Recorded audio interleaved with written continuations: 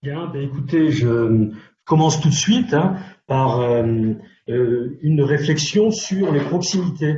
Et en fait, le fait que les proximités soient très présentes et modifiées par la crise qui se développe, continue à se développer à l'heure actuelle. Alors évidemment, on est tous d'accord, on sait que la pandémie du Covid-19 nous a profondément affectés. Ça a été un choc soudain, avec d'énormes conséquences. Il y a à la fois un choc global et particulier, il a impacté de nombreux pays et paradoxalement surtout les plus industrialisés. Et évidemment, il y a des déséquilibres, en particulier des équilibres spatiaux, qui se manifestent très très fortement entre différents pays européens, comme ça a été bien montré, et comme c'est bien montré dans le dernier ouvrage d'Antoine Bailly, qui vient de paraître justement. Alors, autour de ça sont apparues toute une série d'inégalités sociales et spatiales qui marquent un bouleversement de nos habitudes, et il faut bien s'interroger, c'est quand même des objets de ce workshop, sur les effets spatiaux, régionaux et territoriaux de cette pandémie. Moi, ce que je voudrais vous montrer, c'est que les proximités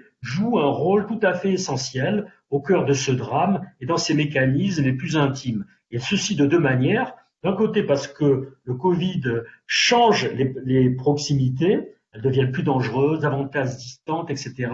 Mais également parce que ces proximités impactent la crise du Covid. Alors d'abord, il faut rappeler, je vais rappeler brièvement le fait que cette crise a eu des impacts régionaux et territoriaux qui sont très variables.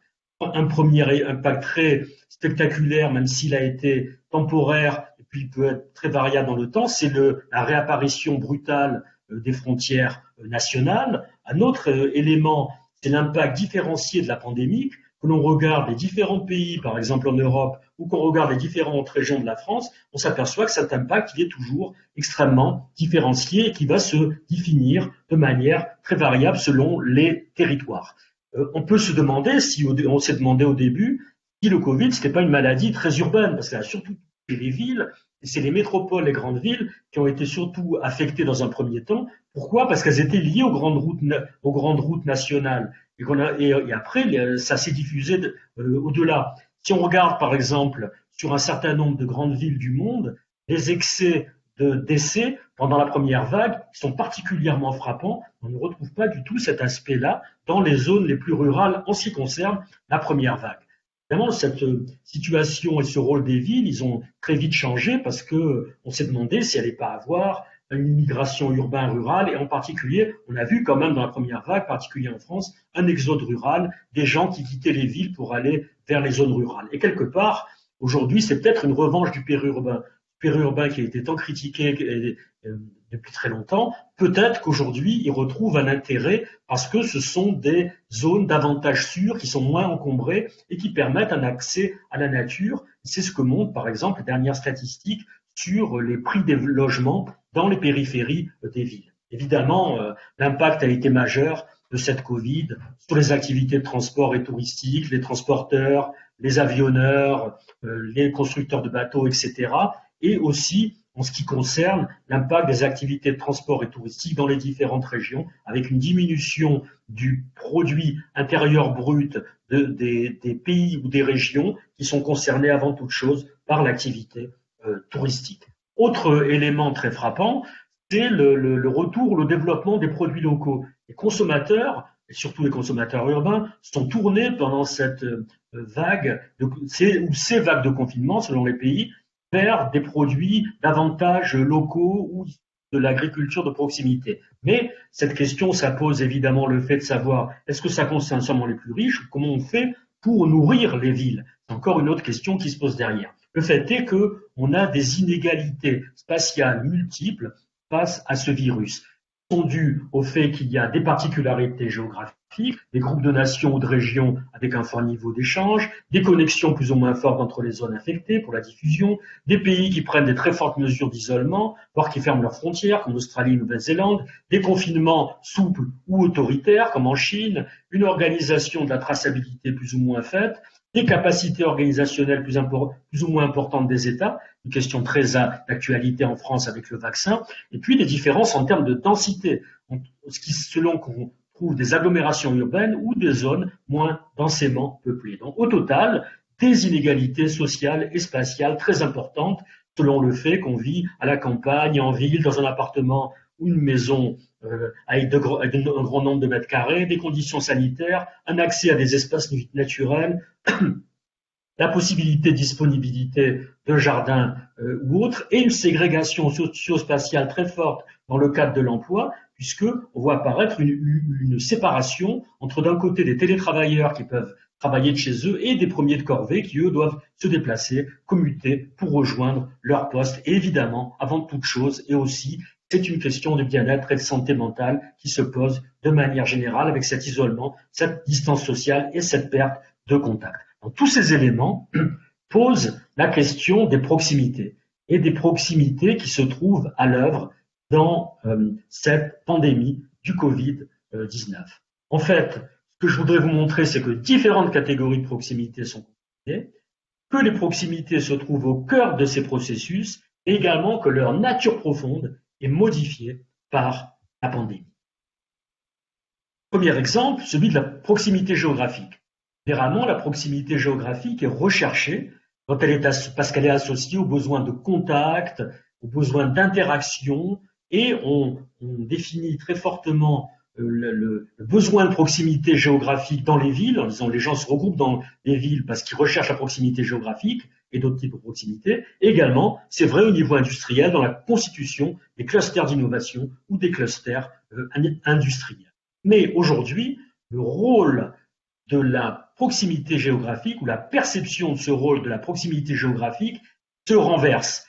C'est-à-dire que, en fait, le risque de diffusion du Covid est particulièrement important, et particulièrement dans le cœur des villes, là où il y a beaucoup de concentration, et là où on peut trouver beaucoup de population au même endroit. La proximité géographique qui était recherchée devient une proximité géographique avant tout subie. Les personnes essayent d'éviter de multiplier les contacts, de voir trop d'amis ou de proches, parce que cette proximité géographique devient simplement dangereuse. Se pose également, et évidemment, à ce moment-là, la question de la distance ou de la distanciation sociale. Les autorités imposent des masques, des confinements, des distances physiques, etc. Toute une série d'éléments qui doivent aboutir à séparer les personnes, non seulement la distance physique, bien sûr, entre les personnes, mais également des règles sociales pour maintenir cette distance. Et ces règles de distanciation sociale, elles ne sont pas si nouvelles, puisqu'on les retrouve en fait depuis la grande épidémie de grippe du siècle dernier, et leurs effets sont de réduire les effets négatifs de la proximité géographique. C'est pour ça qu'on développe ces effets de distanciation sociale. En effet, on est confronté à un excès de proximité géographique pendant cette crise. La possibilité d'infection est très forte, et cette possibilité d'infection, comme la qualité des relations et du bien-être, dépendent d'un certain nombre d'éléments, par exemple, de la disponibilité de maisons individuelles ou de petits ou grands appartements. C'est pas la même chose dans un cas comme dans l'autre. Également, bien sûr, de variables de densité. Le nombre de mètres carrés, de pièces, la taille de la famille, la colocation, un jardin, une terrasse ou non, etc. Tous ces éléments déterminent des proximités géographiques qui sont très très différentes et des cas de séparation géographique différents. Du coup, les bureaux sont devenus dangereux, et on le voit bien aujourd'hui avec, par exemple, dans une ville comme Paris, la mise en location ou la mise en vente d'un certain nombre d'open space, qui étaient des endroits où on pouvait échanger dans un lieu ouvert. Aujourd'hui, c'est vraiment l'endroit le plus dangereux possible. Et donc, ces endroits les plus importants de diffusion du virus, bien comme les tiers-lieux, les open space, les espaces de coworking, deviennent des espaces à éviter systématiquement. Et du coup, on les remplace, en tout cas pour les télétravailleurs, par des proximités à distance, comme les réunions Zoom, par exemple, le développement du télétravail, les applications d'information sur le Covid, également, de l'autre côté, la diminution du nombre de colloques, de foires, la restriction des relations sociales et familiales. Alors, est-ce que c'est possible pour tout le monde? Est-ce qu'il est possible pour tout le monde de se mettre à travailler à distance ou de vivre une existence active à distance? Clairement, ça dépend du type de travail. Tout à l'heure, j'ai précisé qu'il y avait une différence entre les télétravailleurs et les premiers de corvée qui sont contraints de se rendre à leur travail, par exemple de nature manuelle tous les jours. Mais ce développement des proximités à distance, il a eu un effet extrêmement fort, alors non seulement au travail, mais également au niveau des relations familiales. Si on regarde par exemple les grandes entreprises du net, par exemple les GAFA ou autres, et on s'aperçoit que leur capitalisation a augmenté de manière extraordinaire, la plus extraordinaire étant l'augmentation de la capitalisation d'Amazon pendant cette période. Mais c'est également vrai par exemple, du nombre d'abonnés de Netflix. Netflix qui carrément a développé une nouvelle série qui s'appelle Social Distance sur les effets de la pandémie via Netflix, donc avec un côté extrêmement réflexif sur sa propre activité. Est-ce que ça peut durer? Est-ce que cette proximité géographique va être remplacée par une proximité à distance de nature organisée? C'est très difficile à dire, parce que là, je vous ai mis la chute de l'action Zoom le jour de l'annonce du vaccin Pfizer au Nasdaq. Et vous voyez que cette action a brutalement chuté et qu'on voit apparaître des substituabilités entre des choses assez étonnantes, c'est-à-dire d'un côté Zoom et de l'autre côté Pfizer, qui vont se trouver en relation parce qu'ils permettent ou non de jouer sur des proximités géographiques ou organisées. Alors, on a des outils pour réfléchir, je dirais, ces micro-proximités, en particulier les outils de la proxémique qui avaient été définis il y a déjà bien longtemps par Hall dans les années 60, qui disait que chaque individu est entouré de plusieurs bulles, une qui est la distance intime, qui est celle de l'amour, de l'intimité, une deuxième personnelle avec les proches ou la famille, et après une autre sociale pour le travail, et puis une distance publique. Et qu'en fonction de ces éléments, on va jouer de ces différents types de proximité. Et puis la dernière chose à dire, c'est qu'il faut se souvenir que l'homme même est un animal, et un animal qui est confronté, comme tous les animaux, à cette question des proximités. Un grand nombre d'animaux et même de végétaux pratiquent la distanciation sociale. J'ai pris deux exemples ici. D'un côté, l'exemple, un article récent sur les chauves-souris sauvages, montrer comment, je pris les chauves-souris parce que c'est d'actualité, comment elles pratiquent la distanciation sociale. Quand une chauve-souris est malade, elle s'isole, elle réduit les contacts sociaux avec le reste de son groupe. Et également, ce que l'on retrouve dans ce qu'on appelle la timidité des cimes dans les grands arbres, qui montre que dans les forêts, les arbres gardent une distance sociale entre eux et qui ne se mélangent pas. Et donc, il y a une dimension sociale qui est celle du vivant dans les proximités. Alors, conclusion, qu'est-ce qu'on peut conclure de tout ça? Ce sont évidemment des conclusions tout à fait préliminaires. La première conclusion, c'est que la proximité géographique compte toujours, même à l'époque de la soi-disant abolition des distances grâce aux réseaux sociaux, mais aujourd'hui, elle compte surtout parce qu'elle est devenue un grand danger et qu'elle est subie. Elle est quelquefois remplacée par de la proximité à distance, des échanges virtuels, des réunions Zoom moins risquées, et ces échanges virtuels sont cruciaux, ils se développent de manière très claire. Il serait très étonnant que l'on revienne complètement à la situation antérieure une fois que cette pandémie sera terminée. Évidemment, il y a une conclusion provisoire, une question principale qui se pose, c'est est-ce que nous pouvons faire société à distance? La réponse, c'est-à-dire au bout de nos terminaux d'ordinateur, la réponse est bien sûr que non. Tout d'abord parce que nous avons besoin de relations de face à face pour des questions de travail. Nous devons éviter la séparation entre les télétravailleurs et les autres membres de la société, mais également, nous avons besoin, et c'est peut-être encore plus important, de relations de face à face pour des raisons familiales ou d'amitié et pour préserver la santé mentale des populations. Voilà, je vous remercie de votre attention et je voulais juste attirer votre attention sur un certain nombre de publications récentes sur cette question des proximités dans la pandémie.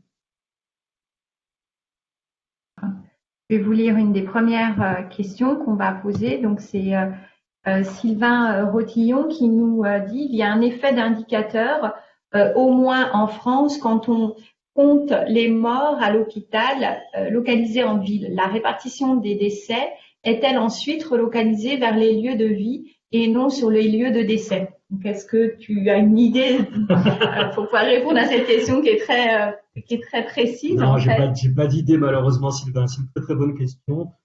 Vraiment des statistiques agrégées et où on voit très bien que dans les zones urbaines, il y a un surcroît, en tout cas dans la première vague. Il y a eu un surcroît de décès, c'est assez bien renseigné aujourd'hui. Par contre, en ce niveau de détail, quel biais statistique il peut y avoir par la localisation des hôpitaux? C'est une très bonne question. Ça m'avait été posé à un moment donné. J'avais fait apparaître aussi des statistiques qui montraient que les décès étaient concentrés dans l'Est parisien à un moment. La remarque qui avait été faite, à laquelle je n'étais pas capable de répondre, était de dire est-ce que ce n'est pas parce qu'il y a une concentration des hôpitaux dans l'Est parisien? C'est vrai que j'habite dans l'Est parisien, j'ai 2 hôpitaux à quelques centaines de mètres de chez moi. Donc oui, c'est une bonne question, mais je ne sais pas y répondre, mais elle est très intéressante. Dans le chat, on n'a pas d'autres questions en dehors. Alors peut-être que est-ce que quelques personnes qui ont la possibilité d'ouvrir leur micro veulent prendre poser une question à André. Moi, j'en avais une en fait à te poser, mais en fait, elle est un peu.